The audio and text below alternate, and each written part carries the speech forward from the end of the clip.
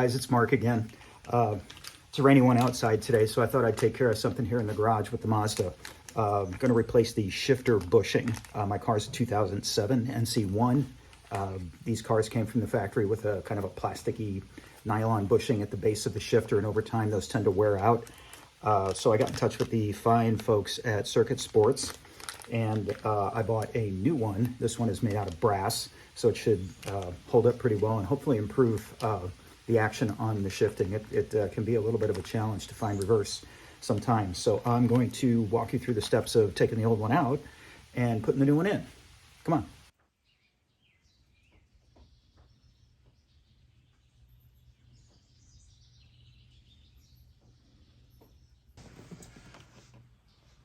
So the seam tolerance here is pretty tight. I'm going to go ahead and carefully use a small flathead screwdriver to get under this trim piece here and just gently work it loose. One of these days I'll learn to clean all the crap out of the way before I start these videos. The bottom piece in the front is the one you want to pull out. I'm going to see if a flathead screwdriver will work here. Just get it under here, gently pop that piece out. And wow, the guys who did my transmission work never put this back. I'm gonna have a talk with them. And a trim pulling tool will help you get this piece off. And that's gonna give you this screw and this screw. These two need to come out.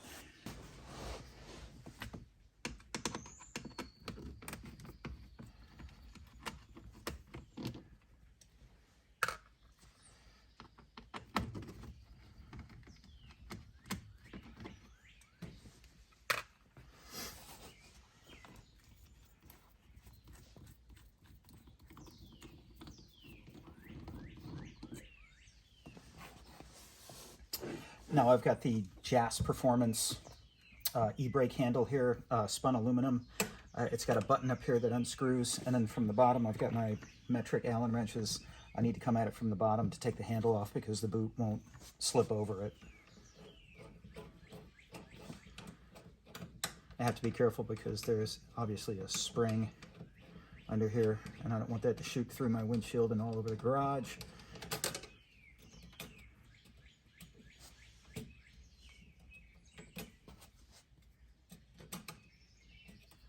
That out, and then we'll go after the e-brake handle. 2.5 millimeter Allen wrench is the size to go after this rather elusive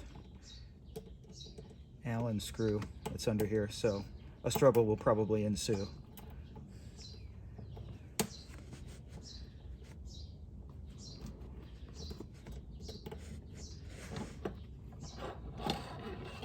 Not so bad.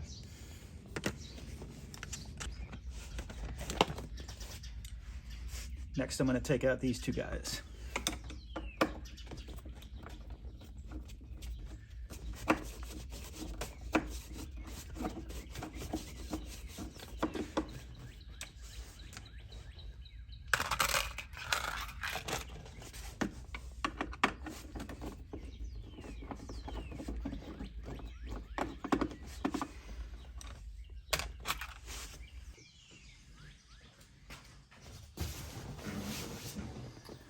So this boot piece pops off pretty easily.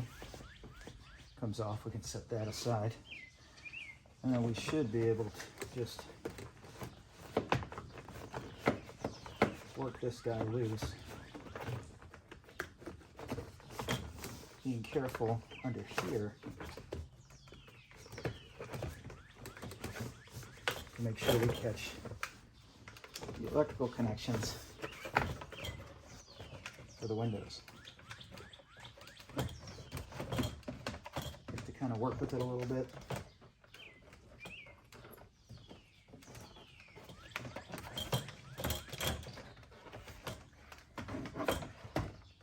In this case, I didn't have to take those out because now I can get to these connectors here, which will take this primary shifter boot off. Coming at these with a socket, The size for these 4 nuts here for the primary shifter boot is 10 millimeter.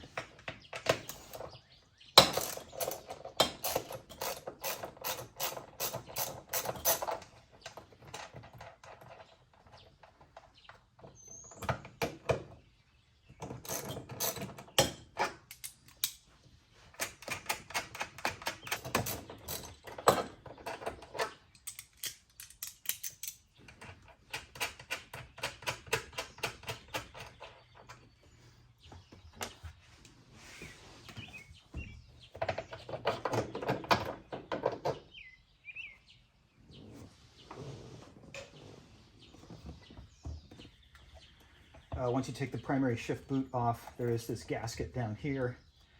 You want to take that off, and then you've got these 3 bolts here that are going to have to come out. And the size on those, I believe, is 12 millimeter. Let's check that real quick. No, it's 10.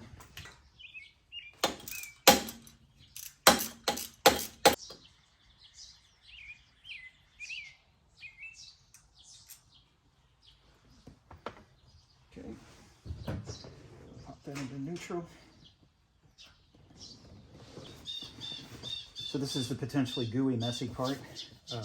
Putting a rag down here, but very simply, this piece just pulls out. Looks like they topped off the fluid in there. Pull that straight out, and that little guy right there is the guy we're going to replace with our new brass piece. Let's go over to the bench where it's a little cleaner.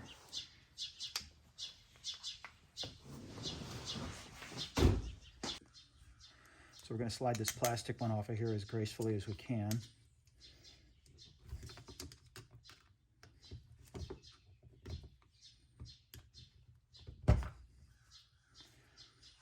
And then we're going to take some white lithium grease.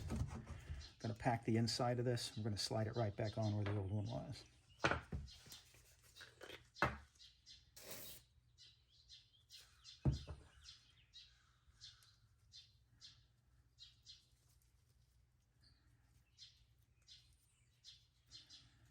And we're going to be generous about it.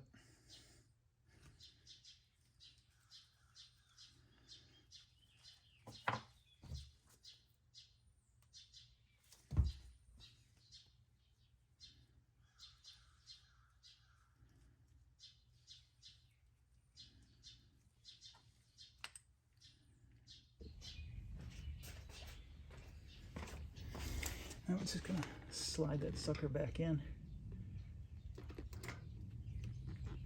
Seat it. Then we're going to put the screws in, and we'll put everything back together in reverse.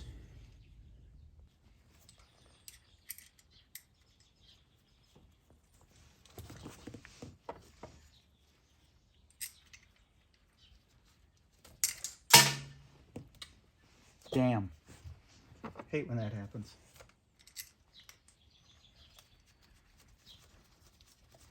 Let's go get that thing. Thanking the Mazda engineers for providing a bracket, a handy little bracket right underneath this piece to catch falling screws.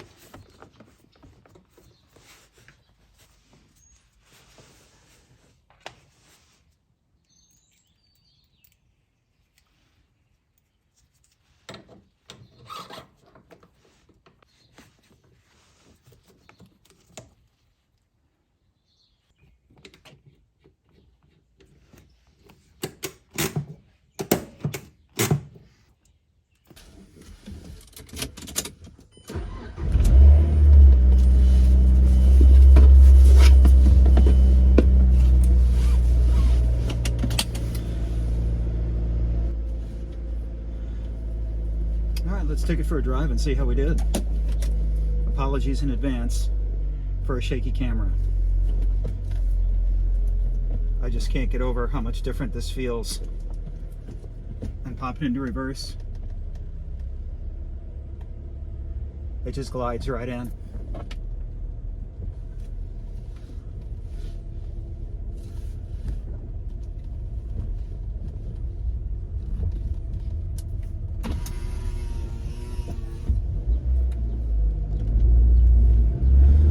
Boy, what's also interesting is that first gear was also a little elusive. Like when I would come up to a stoplight, I would always keep my car out of gear until right before the light changed. And then once the light changed, I always found myself going for first, meeting some resistance, and then having to try to go back into first again. And that has completely gone away. It feels gated and sure.